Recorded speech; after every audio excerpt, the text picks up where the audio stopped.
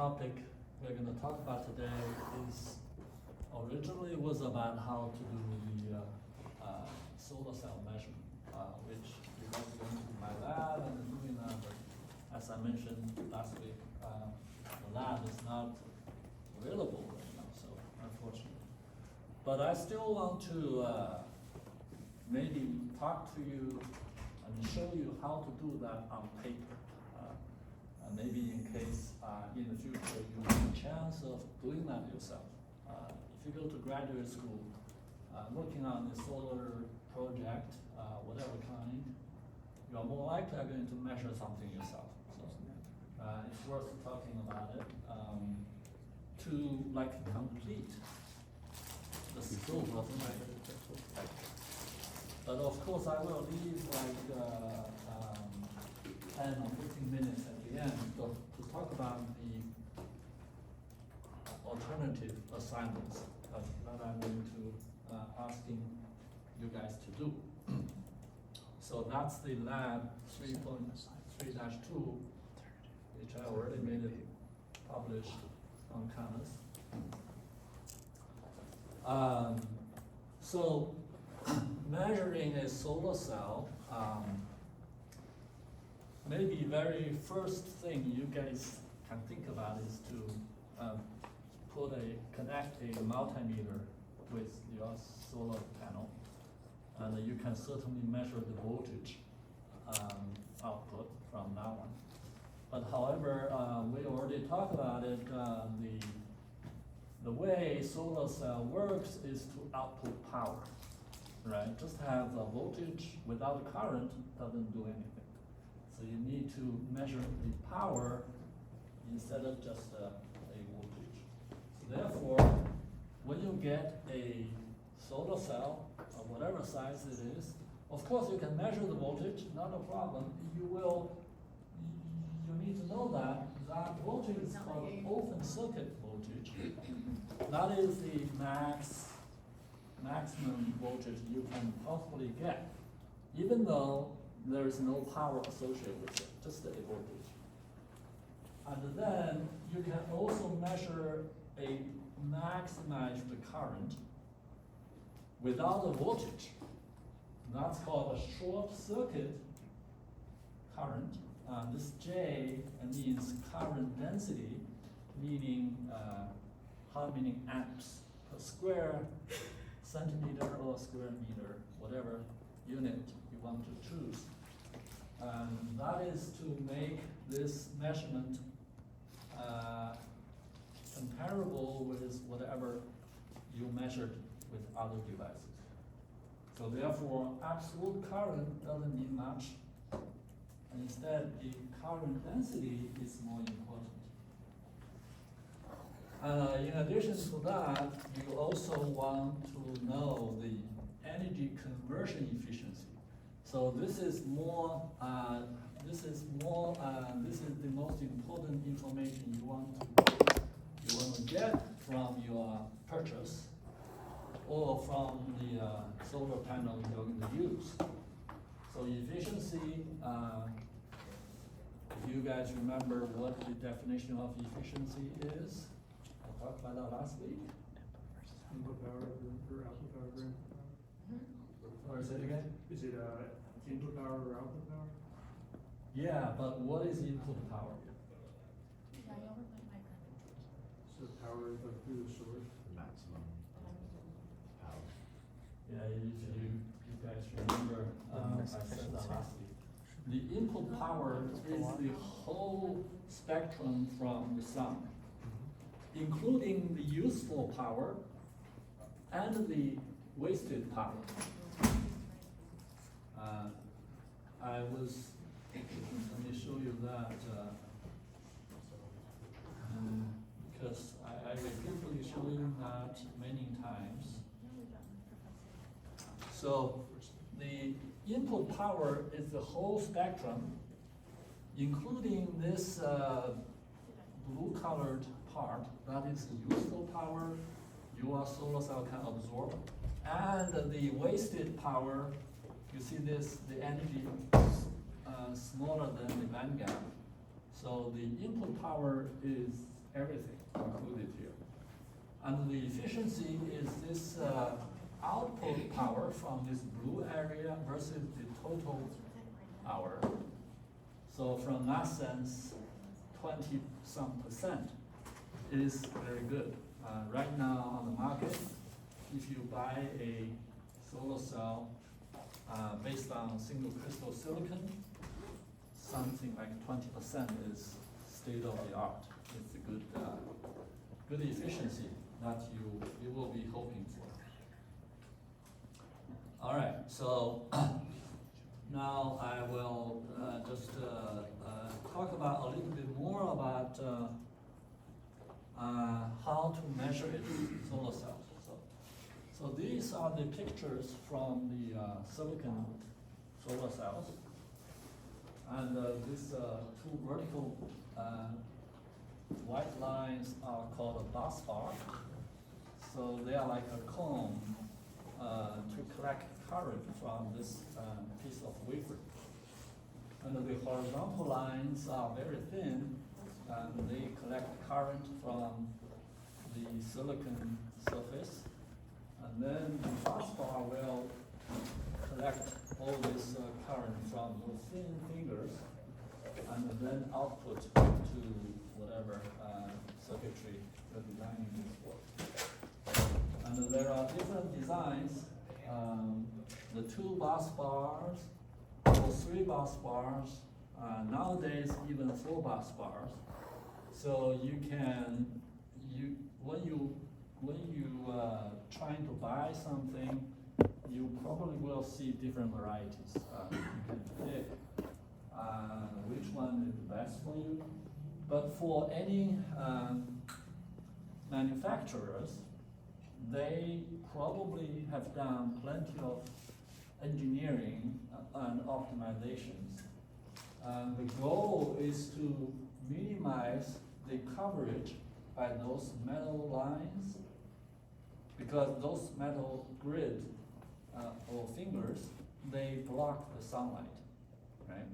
So you want to collect most of the current and then minimize the blockage by those metal lines.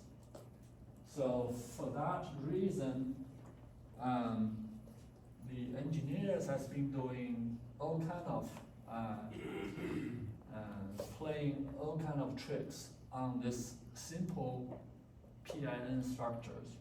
So the bottom part, you can see there's an N layer, this orange color, and then the P layer, this yellow colored. And what most people are doing is trying to engineer the surface. So the goal is to maximize the absorption of the light, and also minimize the loss from this metal grid. So this one is presumably the metal lines. Try to minimize the area so that more light can go into the silicon.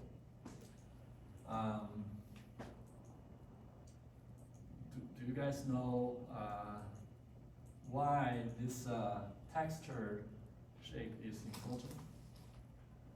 Do you guys know the reflectivity from a surface? When you have a piece of, when you have a mirror, the reflectivity from the mirror is like 100%. You see yourself from there, you can reflect the sunlight. But when you get a piece of silicon wafer, and a polished silicon wafer, they are shiny, they are like a mirror, but the reflectivity from that surface depends on something. Does anyone know? Maybe you learned that from your optics courses. Okay. So the formula for that is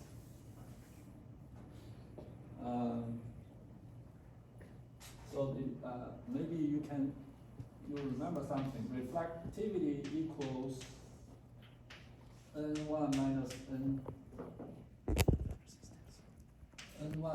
N2 squared N1 minus N2 squared. So this formula is the way you calculate. The N is the index of refraction. So when you have a surface of silicon, then the N1 and N2 in this case is the index of refraction of air versus index of refraction from silicon. And this N1 equals to 1 because the air is very similar to vacuum in this case. So the index of refraction from vacuum is 1, and the air is about 1. Index of refraction from silicon is like 3.4. So therefore, I think minus here, plus here. So 2.4 on the top divided by 4.4, and you do square, you get something like 36%, more or less. So like 1/3 of the light will be reflected if you use just a polished silicon. That is a huge loss on the energy absorption from the sun. So that is the reason why engineers spend a lot of effort trying to prevent the light from being reflected backwards. And they made the surface rough. It's like a pyramid-shaped surface. They call it textured surface. Therefore, when the light hit this surface, it gets deflected into the silicon, and then there is no way for the light to escape. Yeah, so they get trapped in this piece of silicon. And eventually, once they travel long enough distance, they eventually get absorbed. So this surface is called a textured surface, and they design it so that they maximize the absorption. And because of that, the silicon surface is no longer the way they looked, like a specular, shiny surface. They look like a pitch black. They are, when you look at it, it's very black. It doesn't reflect anything. And it used to be from a polycrystalline silicon, you can see those grains. But after doing the surface treatment, they all look very black. Nothing, no light is escaping from them. So that is one thing you might notice. This picture actually showed a polished polycrystalline silicon. You can still see the area with blue and the black. They are the grains with different reflectivity. But after doing the texture surface treatment, they can no longer see that. And a little bit further engineering effort is trying to not only maximize the absorption by doing certain kind of surface treatment, they also design some the cross section of the metal grid to minimize the coverage and also maximize the exposed area. So this is one government-funded project, maybe like 20 years ago, called 1366. And they designed some special engineered metal lines like this triangle shape. And not only they prevent the light from reflected back to the space, instead the light gets deflected by this slope, the side wall of the metal, to be absorbed eventually by this textured surface. So this is something really fancy. But you can imagine it is not easy to make this. I mean, how are you going to make this happen in the mass production level? You are not doing a microscopic engineering. You use the tweezers to move the atom from one place to the other. It's not easy to do. So that is the IP of this company is trying to protect. All right, so now we come to the point to talk about the measurement, okay? So you probably remember the IV curve for a diode is like this. This blue line is the dark IV. So the dark IV is typical diode behavior.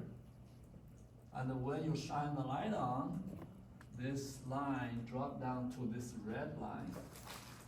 The red line, this part of the IV curve is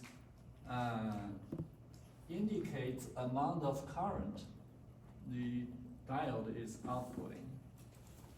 And this ISC, the short circuit current, is the maximum current generated by the photo-generated current. Right? The stronger the light, the more current you can output. So if you double the photon flux, meaning you double the intensity of the light, you will output more current. And this is the reverse bias part of the diode behavior, right? If you see this shifted just to parallel. And you probably get confused in the beginning about the sign of the current. Because this current in the normal behavior, this is forward bias, this is reverse bias, and this current is in the reverse bias part. But the solar cell operates by itself. You don't apply any bias to it, right? So it's a self-driven nature of this solar device will actually deliver the power in this positive side in this quadrant of this IV curve. And in order to facilitate or make it easier for anyone get involved to discuss this, the solar industry want to flip this IV curve so that it's easier to talk about. And before we actually flip it, I want to show you what they look like.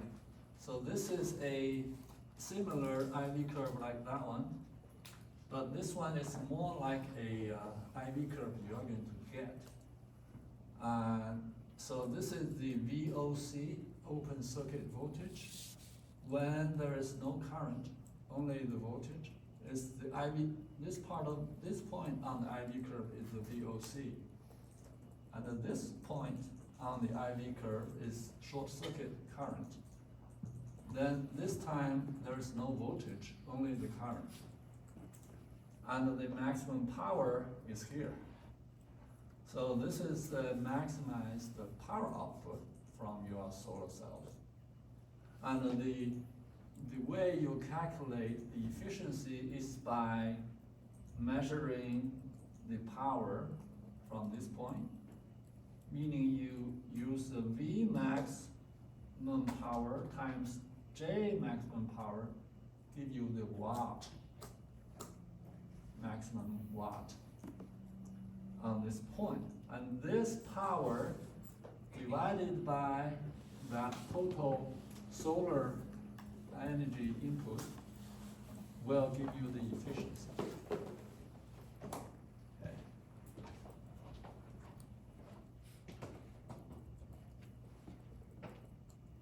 So this total energy from the whole solar spectrum, if you remember, what is the total energy for AM 1.5?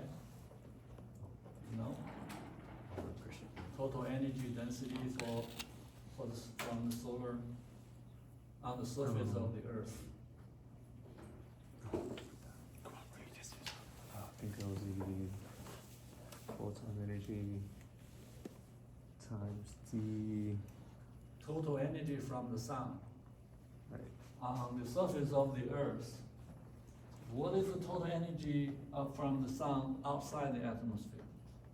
That is called AM0. Oh, you're still listening?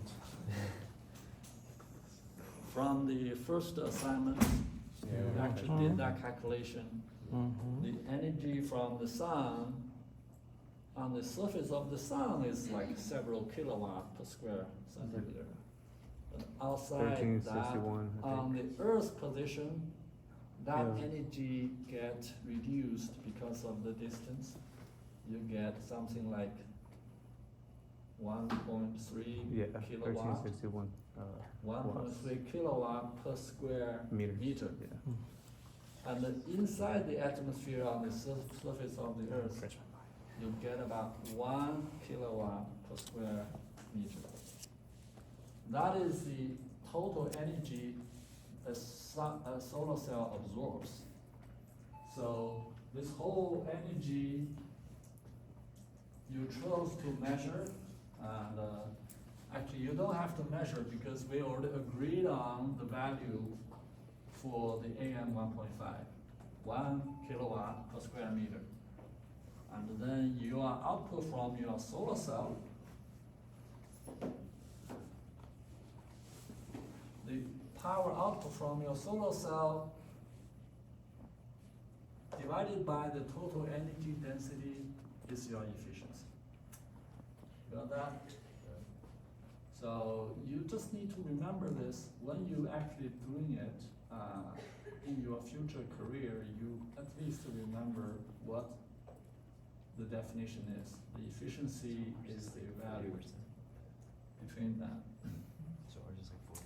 So when we actually talk about this, it's easy for me to say, oh, the total energy from the sun.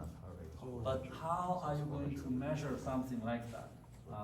When you are in your laboratory or in anywhere that you want to measure this, you get a solar cell, and how are you going to find a energy source or light source that can give you that 1 kilowatt per square meter? You might say, okay, I take it outside. But take it outside is easy, but to measure the amount of energy from the sun is not that simple. Because the solar energy that your device receiving is changing every day. Not only changing every day from morning to the evening, but also it's changing from the summer to the winter and every season. So therefore, the outside solar energy is so unstable. They are changing it all the time. So because of that, the industry agreed on some kind of standard. Okay, let's use a standard light source that we all agreed on to measure the solar cell. Therefore, we can compare the quality of the solar cell using a same standard. It's not like I say I measured it at July 30th outside in the 2 p.m. afternoon without any clouds. And then somebody else said I did that in August or September. Then no one can compare these apples and oranges. So they agreed on using some kind of light source. And this is one example called a high pressure mercury arc lamp. High mercury arc lamp, we don't see them in the room because they are too strong. We used to have that kind of mercury lamp on the street light in the highway or some some part of the streets. Maybe State. 20, 30 years ago, we have that kind of lamps. They kind of give you like a bluish colored light. It's a kind of cold feeling of it. And because that light has a lot of UV and blue spectrum in it. And this is the spectrum. If you understand the solar spectrum, this is something different from the Mercury arc lamp. Because Mercury arc lamp is like this fluorescent light. It was excited by electromagnetic field. It's not a black body emission. So they use a high voltage to excite electrons. And the electron falls back to the lower energy level, emitting some photons. That is corresponding to their energy difference. So they have many different energy emission peaks. And this is a very typical, very popular light source.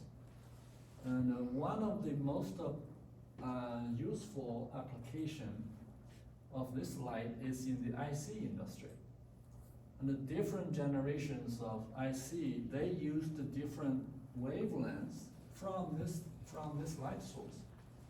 For example, 365. 365 nanometer is the wavelength industry used before, in the last century. Before we entered the submicron region of the generation. So when you are talking about several micron generation of the IC, this 365 was the wavelength they used to do their lithography. And then when the integrated circuit becomes smaller and smaller, they shifted the wavelength from 365 to a lower wavelength, like 250 to 64, and then this light source is no longer capable. So they found something different, like argon fluoride, some other light source. Now they are using something even more exotic. It's like a 13.5 nanometer light source. If you ever heard about the 3 nanometer generation lithography, they use the tin droplets. They use a laser to vaporize that tin droplets, and at the same time excite that vapor into a plasma, and that tin droplets emit photons at 13.5 nanometer. So that is the light source the industry is using right now. So that's another story. If you get a chance, we can talk about that. But here, for solar measurement, this light source was used as the candidate light source. However, you might wonder, wow, this light source is nothing like this solar spectrum, right? It's totally different. Then the engineer will have to do something.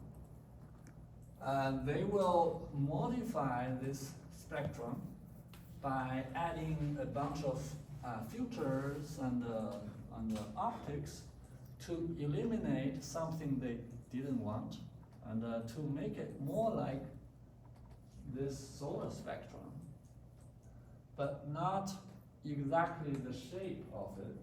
Instead, the output from that light source, meaning each section of the solar spectrum will output certain part of the electrons. So they want to make sure that part matches. that part from this light source matches the one from the sun. So that is the objective.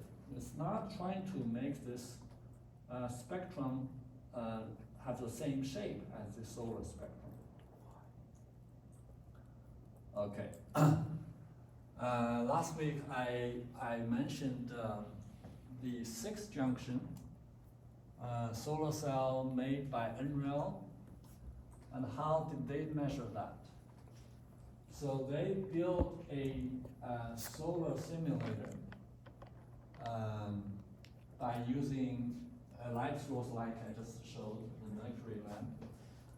And this red one is the red line is from the is modified from that mercury spectrum, and the green line is the solar spectrum.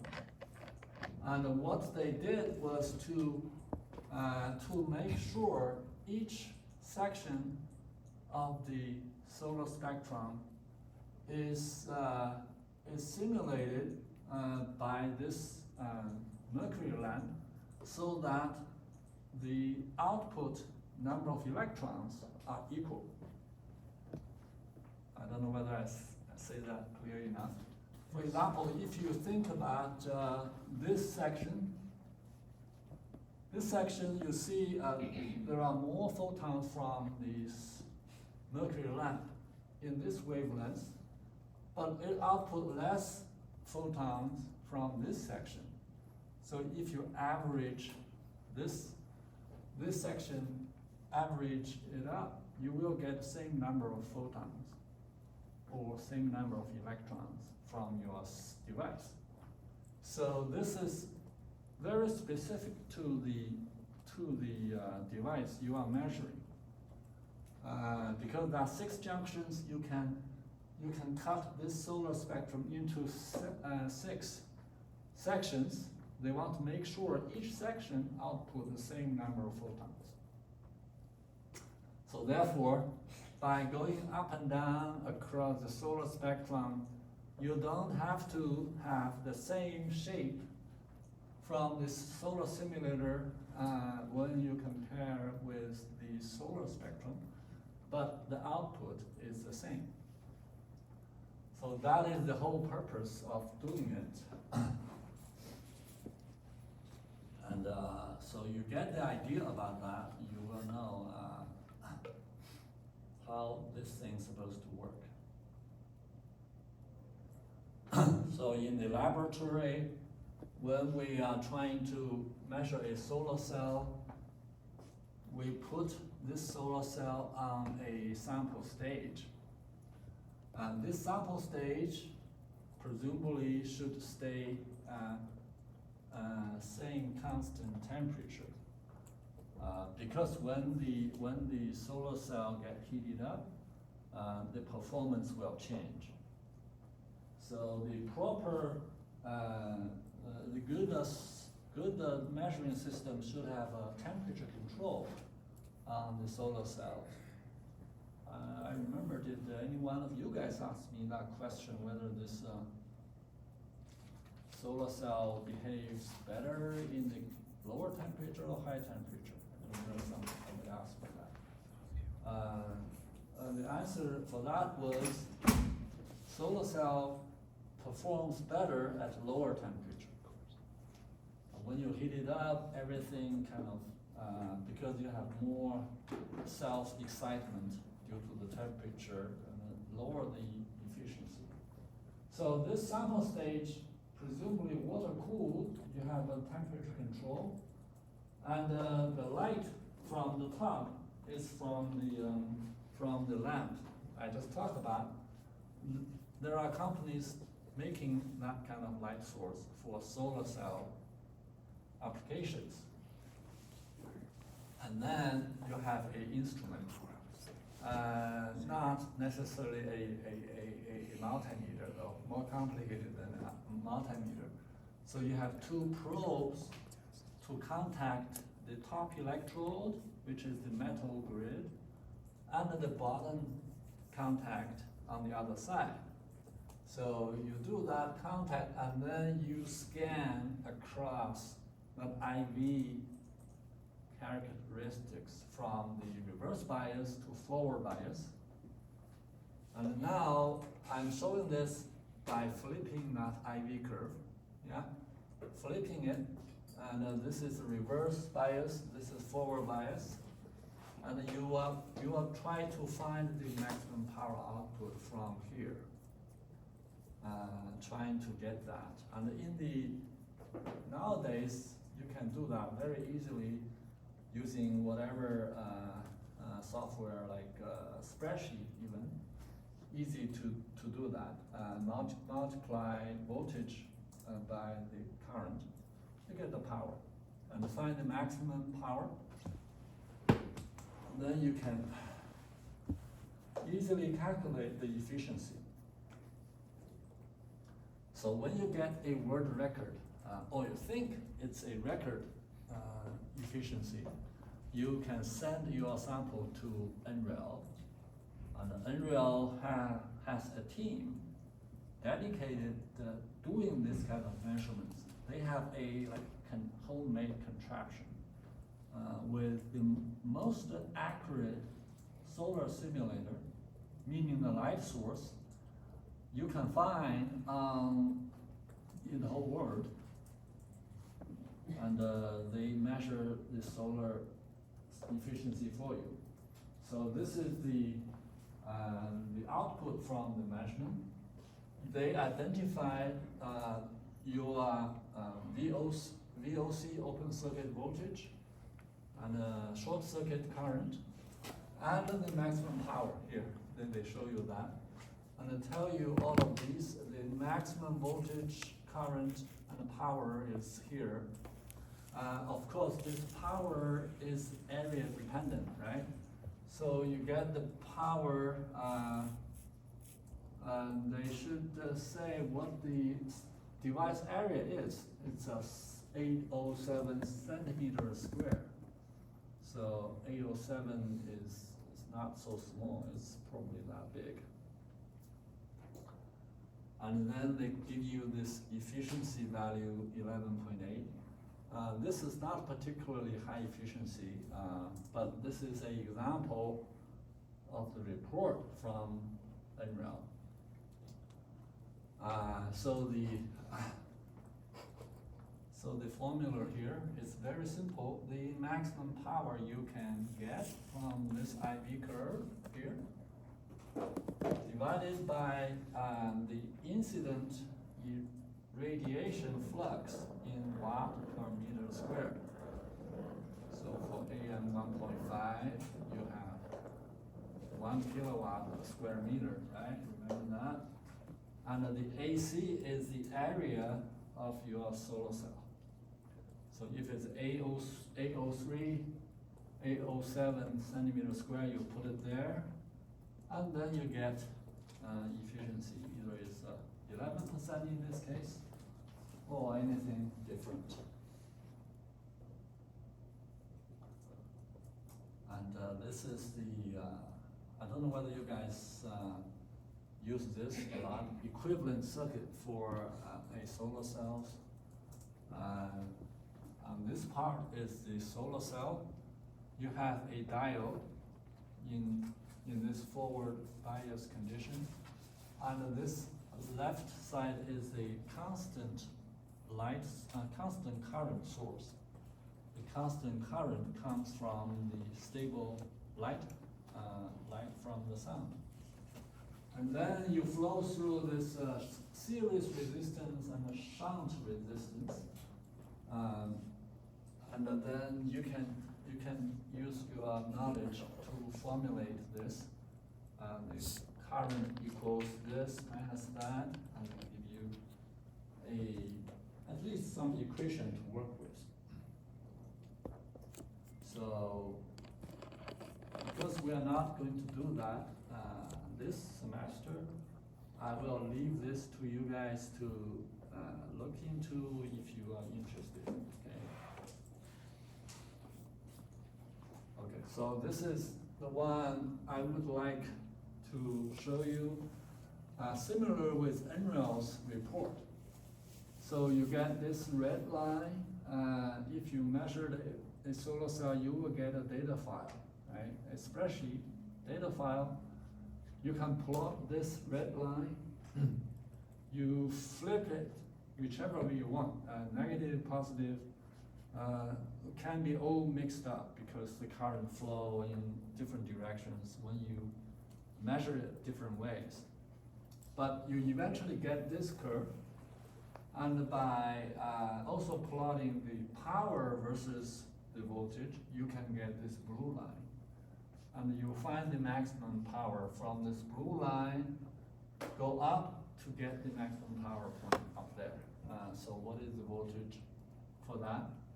So this pink triangle is called a fill factor. The fill factor is literally means fill factor. The fill factor is the ratio between this pink area and versus the larger rectangle area.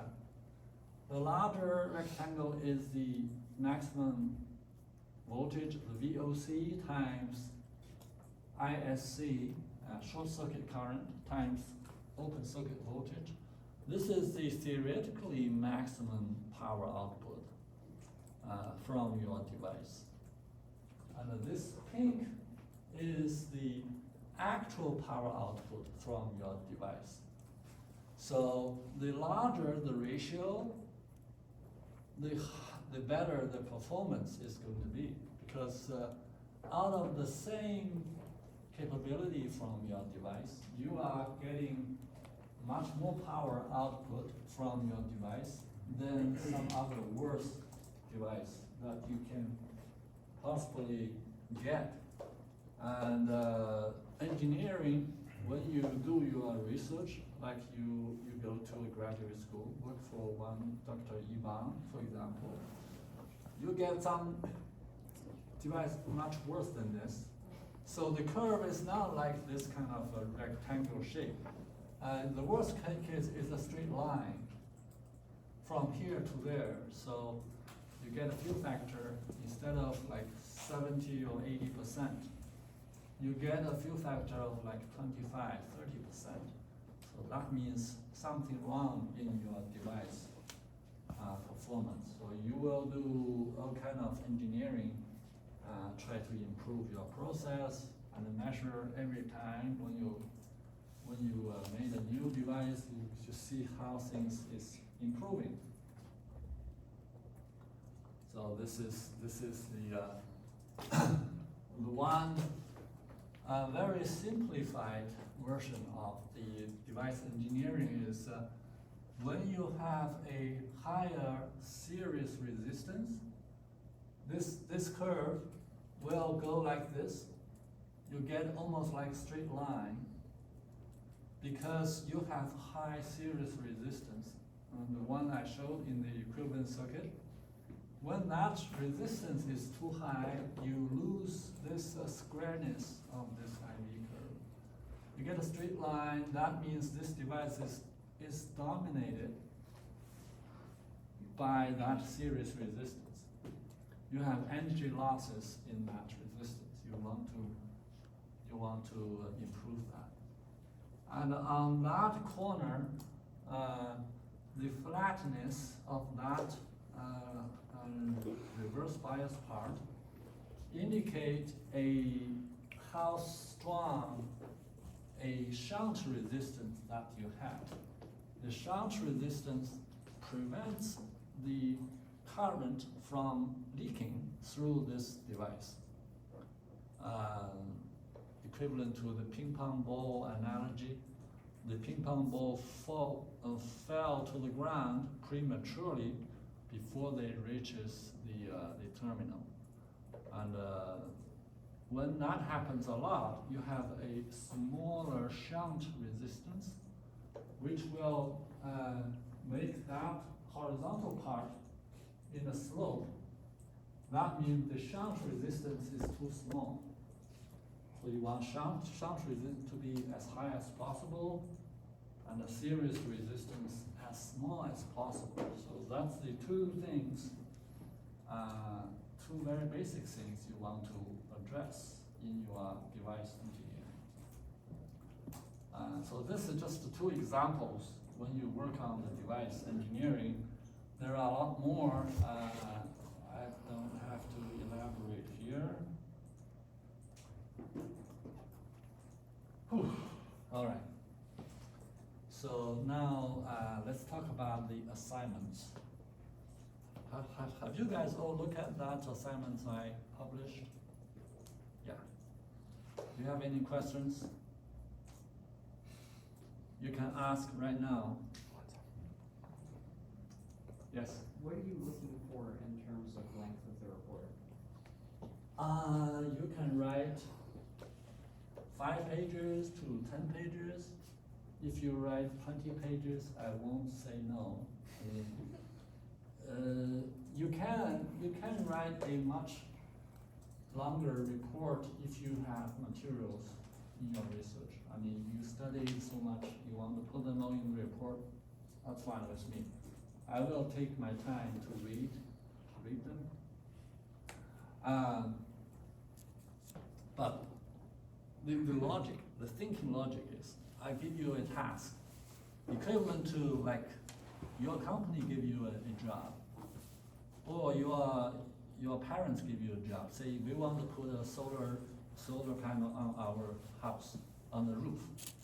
All right, so this is a house in Charlotte area, right? And facing south, we have a roof facing south. We have a slope on the roof 30 degrees. Let's just assume that. And then you will go to do this job and trying to figure out, okay, only thing I give you is a 10 kilowatt hour per day. All right, so you will first think, okay, how many solar cells do I need, right? Can give me that much power. And in order to answer that question, you will have to first figure out how much sunlight do I get in this area. What if we have rains and snows and cloudy days? Then you need to figure out a year-round solar insulation in this area, meaning in average how much sun power do we get every year. So let me go to, I have some link that might help you. For example, this is a link on the bottom here. If you click it,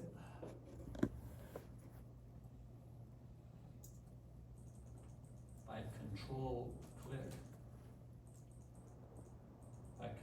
click, we go to control click. Yeah, by control click, you go to a website called the PV Watts Calculator. I think this one was hosted by NREL. So this website helps you to figure out how much solar energy in your area a year round. For example, you want to look for your area. Let's say you type in a zip code, 28223. I don't remember our zip code, but I just type in anyone. So you type in a zip code, it tells you where it is. This little square shows you this area for that zip code. And this website helps you to calculate how much solar energy you are receiving every year. So this is the map in the Charlotte area, and then you go to system information. It tells you how they did the calculation. So they say they are using a system of 4 kilowatts, And they use a standard type of solar cells, I think. Yeah, and you see you have standard, you have premium, you have thin film. If you guys remember what thin film means, we've talked about different kind of solar cells. I think standard is probably silicon based. Thin film is something else like cadmium telluride, which are less efficient. You probably get 14% in average. But standard, you probably get 20% in average. So in this simulation, they use standard, and the array type is fixed, or something with the tracking system. If you track, you certainly get more solar energies, right? Fixed is something you mount on the roof that it will never change. So whatever direction the sunlight coming, they just stay there at a certain fixed angle. And for all of these, you will study this to understand what they are talking about. System losses include everything that can give you losses, like inverter. If you use a battery to store the energy and then let it go out, one way in and way out, you lose some percent. So this 14% is the total loss, including all of those battery, inverter, everything. And the tilt, you see the angle tilt, you probably can change a number there to get different results. Okay. This azimuth degree, meaning how big a horizontal angle you are perceiving this. 180 is the maximum you can get for a flat panel solar cells, right? I mean, of course, at 0 degrees, you probably don't get anything. But that's the maximum the simulation can do. So you do this simulation and then you go to the results. And in the local Charlotte area, and you get certain amount of solar radiation every year. And then month by month, you get less in the winter and more in the summer. And the total wattage you get, kilowatt hour from that sense, is here. So you can, based on this, to do your design, your solar house design. So this is one tool that I offer you guys to do your project, right? So this is one thing you probably get from, which is in the link here. And I'll give you this details. I hope you learn something through this process, right? You understand all the terminologies and the definition of each one of them, and then you will get your own calculations. And on the other website, this is solarenergylocal.com in North Carolina. You'll also get some data here.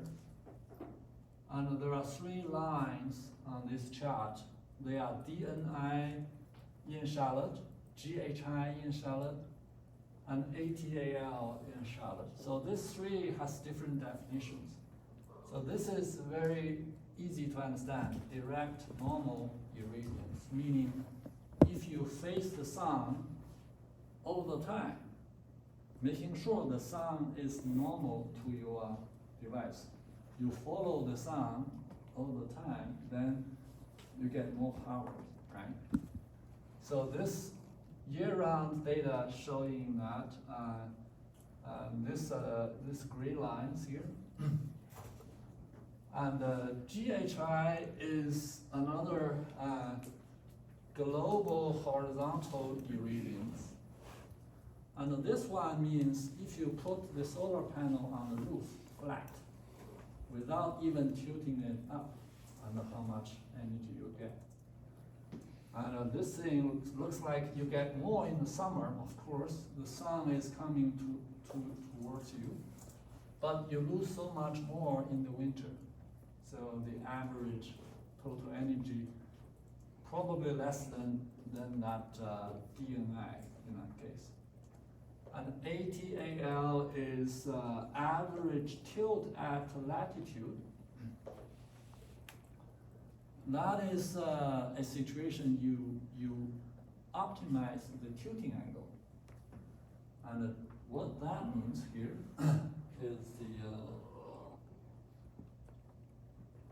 is this. So assuming this is the Earth, and relative to the sun is here, and when we are in the when the Earth is in the mid-autumn or mid-spring, when the axis of the pole is The solstice. is perpendicular to the sun, then the sun is at 0 degrees, 0 degrees latitude. So in this case, depending on where you are, you can tilt your solar panel by putting it vertical, right? In this. So the panel is facing the sun all the time. And this angle happens to be your latitude. Your latitude of your location. I mean, the North Carolina or Charlotte area has like 35 some degrees latitude. Therefore, when you tilt your panel at 35 degrees, meaning in average, you are optimizing that angle. Most of the time, you are facing the sun. However, because the daytime in the summer is longer than the winter time, therefore, the optimized angle is few degrees less than this ATAL. Less than this degrees because you want to receive more in the summer by reducing that angle from 35 maybe to 33. So this is the idea that you want to maximize your solar absorption or the best use of solar energy that way. But as to how many degrees lower, I don't actually know. I mean, you might do a little research to figure it out.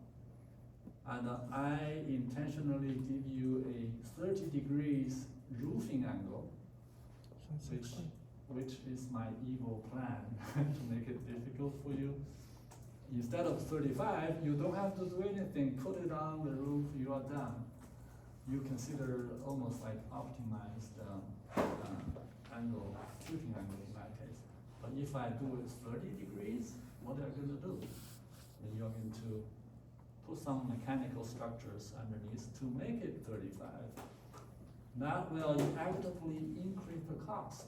I mean, maybe you can figure out how much more. But that is part of the engineering, part of the design. You want to be aware of that difference. Okay, it's not that naturally you put it on the roof, you are at the optimal position. You want to make it to happen. Yes? So are we doing this in the perception that we're contracting a company and paying all the permits and fees, or is this as builder owner? Well, you can consider hiring someone to do it, and you can also DIY. I mean, if you say I'm qualified, I have all the licenses, I can do it myself. So it's the key thing is not that I'm looking for a realistic contract. I mean, your evaluation of the whole project. What I'm looking for is that you do that homework so you understand how much each part of the work costs. For example, how much the solar panel is going to cost, and how much the storage battery is going to cost, where I'm going to buy it from. And all of these is what I'm looking for. You do your research, and then you put everything together. Are we looking for an ROI? Like a return on investment in our conclusions, or no? Like how long it would take to break even? So let's say I spent Oh, $17,000. How long would it take to get that back? Or That do would net be metering? nice. That would be nice. Although I didn't even think that far. I mean, if you tell me, okay, if I do that this way, it take me 20 years to recover my investment. That's good. That's good. I mean, that gives people some hope, right? You do that for 20 years, you will recover your investment, and then you start making money. So that's what people are wanting to know. Because most people are reluctant to say, I have to pay 50K to install this, and how long does it take? I mean, the net metering might not be that much every year. I mean, because most of the time you are using your own energy. So naturally you can go that way. But what I want from your report, the basic part. So naturally I was thinking you figure out the total amount, and then you try to figure out how much storage I have, because you want to store the energy during the day and use it during the night.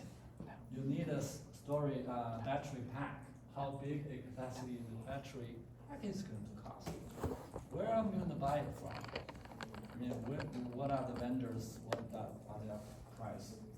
The inverter is needed because you want to drive your appliances, which is AC.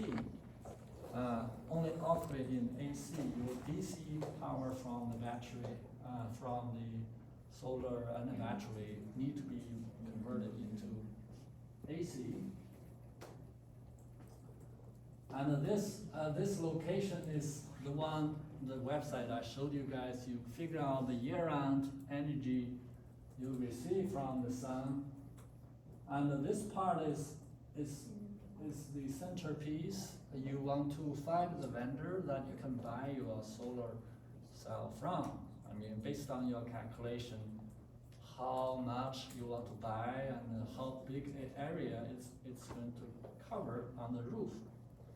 I mean, one thing I didn't say is that assuming your roof is infinitely big, you cannot tell me, say, I have a little ranch house that only have so much space on the roof. I cannot, don't have enough room, enough space for those solar panels. No, you have a infinitely large roof surface, so you can do that without problem. And installation is related to that angle I was talking about, 35 versus 30. You want to say, I need to add a little spacer on the back and then tilt the angle a little bit higher. Policy is more about the government policy. Subsidies, they encourage you to do that. They give you a tax break, and you can maybe check the policy from the government to see how much more you can save. This will be part of your calculation. Eventually, the cost will be reduced from 50K to 40K, for example, and then that will be some incentive to the customers. At the end, you give me a total cost. This cost, if you have that perspective, how long does it take to recover your investment, that will be very good. But I didn't ask for that. As long as you get the total cost, I will consider a complete work.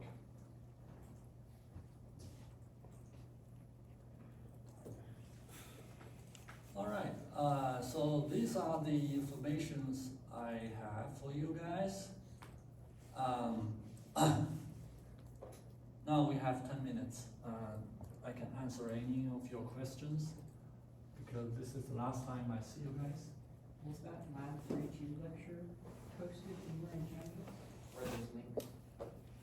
Oh, those are already uploaded to Canvas. If you go to Files and Lecture Notes, you will find my lecture. This is lecture number 9.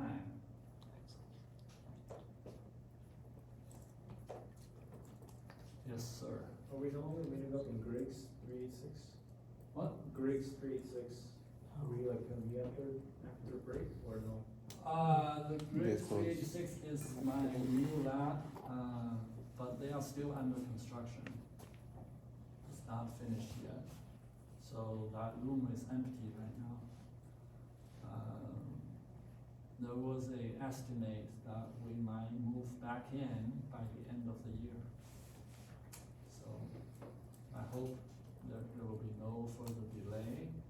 Otherwise, next semester I will have to do the same thing. Okay. So what are we gonna do instead of going there?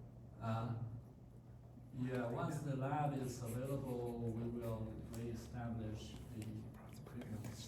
And, you guys can be there to actually measure as well as stuff.